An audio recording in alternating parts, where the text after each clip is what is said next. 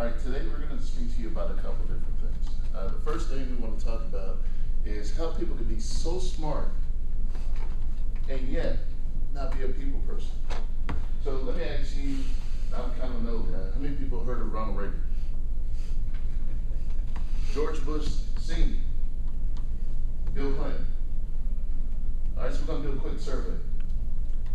If we had to redo this election today, how many people would take George Bush, the father, over Bill Clinton? Who's taking George Bush? Who's taking Bill Clinton? All right, some of y'all didn't vote. No, that's another problem in our society. We'll talk about that another time. All right, but here's the scenario. All right, why would we pick Bill Clinton? Okay, and we throw some updated people. Tom Brady, Tony Romo. All right, who'll take Tony Romo over Tom Brady? Who'll take Tom Brady? All right, I'll pay your thanks. Good deal. All right, but there's a reason why we choose people based off of who they are and why they are. So today we're going to talk a little bit about how you can be so smart and yet at the same time, because you're not a people person, how it's going to hinder you from getting things done. So we're going to break this down in a couple different ways. All right, the very first thing we're going to talk about, we've taken 5 concepts and broken them down into 3 categories. Be, know, and do. Okay? Be a people person. Understand the reasons why. And then do sound likable, do use flattery, and do match nonverbals. All right, first one up, we're going to talk about be.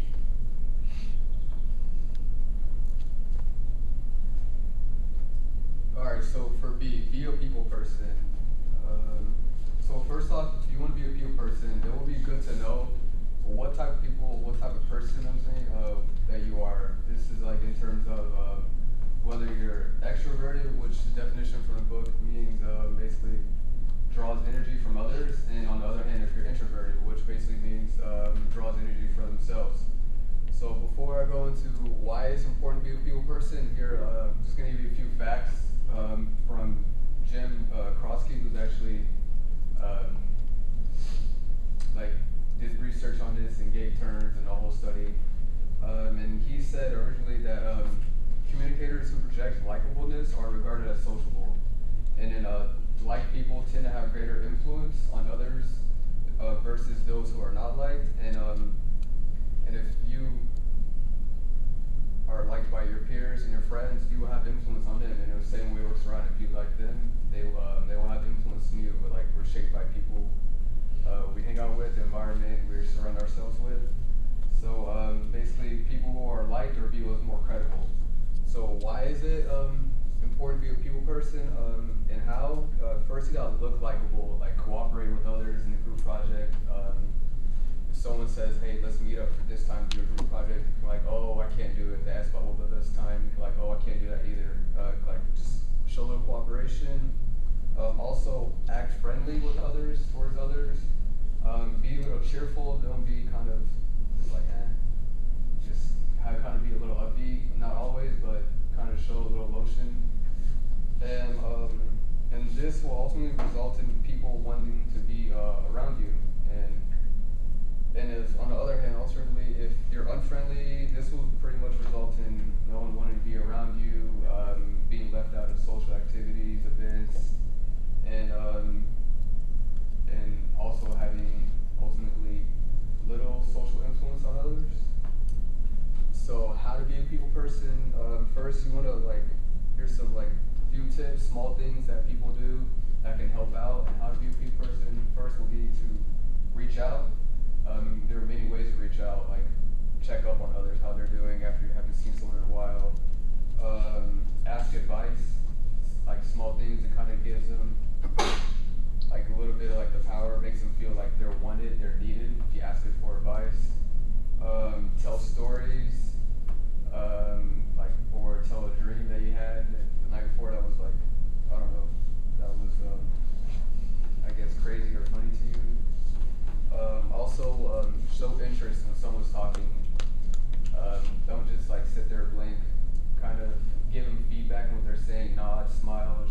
gestures.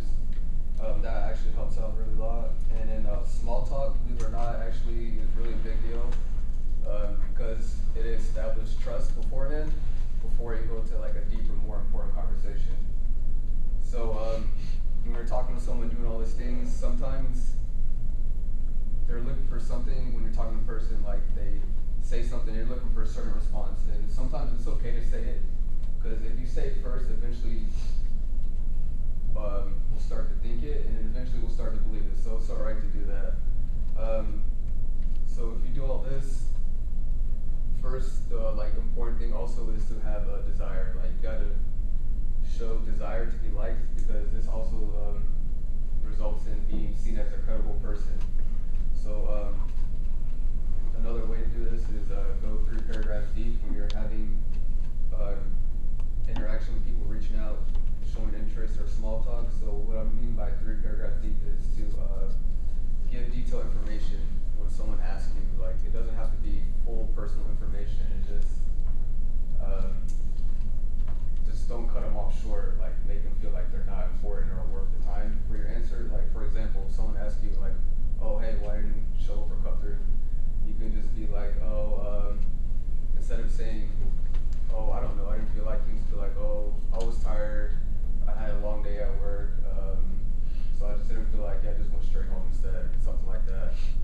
And this ultimately will lead to be credible. And to be credible, a little trick is to be flattering to people. When you flatter people, this will result in trust, and this will ultimately result in being liked. And next, I will pass it on to Michael, who will talk about knowing. All right.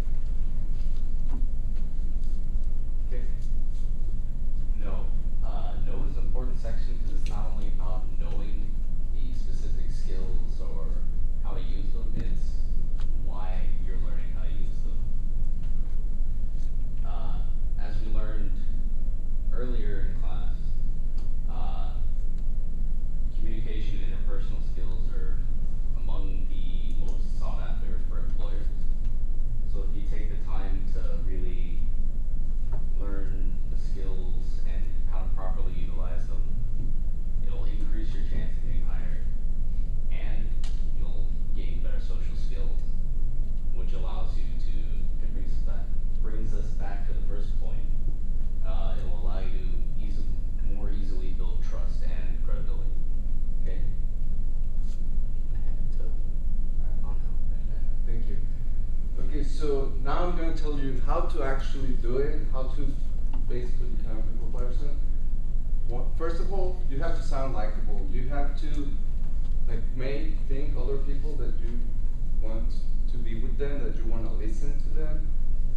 Another thing is that whenever they give you feedback, you always use flattery. You say, thank you for your feedback, that was a great thing, but I disagree, or just your complimentary comment. And also you have to match your nonverbal actions. For example, if a person, it's always good to smile and show that you are a positive person, but if a person is telling you that she's going to a funeral, you're not going to be all smiling. If you have to match the conversation with the actions that you are doing. And the most important thing is actually to do it, because you can know everything, you know that it's going to be beneficial, but you have to actually do it in order to be successful for you. So I'm going to let Oliver continue with the presentation. Okay, so we talked about a couple different things. Again, when we group these, just in summarizing this whole thing, when we group this, we grouped it up in B, all right? Because that's something that you immediately can control up front. B, be that people person. Be credible. Because if I don't, I'm in the car business, so we have a term, it's called like, listen, believe, buy, L2B2. If people like me and I'm likable, then they will listen to me. And in my business, if they don't listen to me, I've already excluded myself from the sale. If I can get them to like me and ultimately to listen to me, then when I give them recommendations or consult on a purchase, then they will believe me. And if they believe me, that means I've earned their trust. I'm credible to them now, right? Then in the car business, I don't make money if I don't sell a car. So if I haven't accomplished those first 3 things, then they won't buy. So that's the key. Be, know, do. The reasons that we do this, right, is simple. We want to promote continued, deeper commentary, fostering relationships. These are all critical going forward. And lastly, we're going to talk about do, right? Just get out there, do it. Be flattering, listen, match your verbals to your nonverbals. Listen, get feedback, flatter. Because if we do that, people will want to continue to either work with us, talk with us, and we can inspire. Now, remember at the beginning of this presentation, I asked you a couple names. I asked you about George Bush Sr.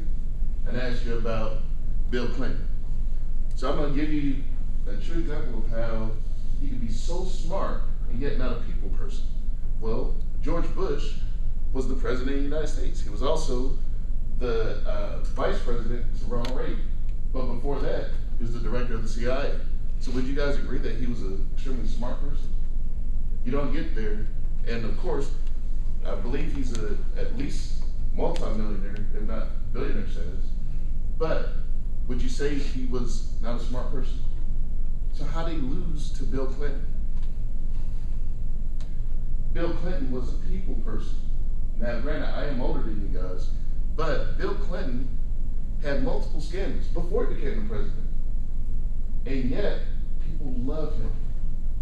I remember watching him on Letterman with a saxophone, just becoming one of us. And he did that so he could show himself to be more likable. The more I get people to like me, the more I get people to listen to me. Barack Obama, again, same thing. People have views, but you can't say that he's not a smart guy. What he did in order to win, he made himself likable because it takes a whole nation to become a president. When we take these concepts and these principles, be, know, and do, and we understand truly what it is that we can be so smart. Everybody here in JSOM has taken many, many classes, and we're going to go through many, many interviews. You may be the interviewer one day where you're asking these questions. How do you break that ice? How do you get an employer to listen to you, to like you enough to say, hey, you know what? Oliver Austin is worthy. Let me give him another chance. We give him a second interview. How do we get to that transition, to that next step? Take these principles. Because once you do that, you fully understand that no matter how much book knowledge, and Professor McLean said it a long time ago, we get so wrapped up in the book smart, going for the 4.0, that we forget what it takes to actually become a person that's looking for a job. Okay, so again, at this point, this concludes our presentation. Do we have any questions?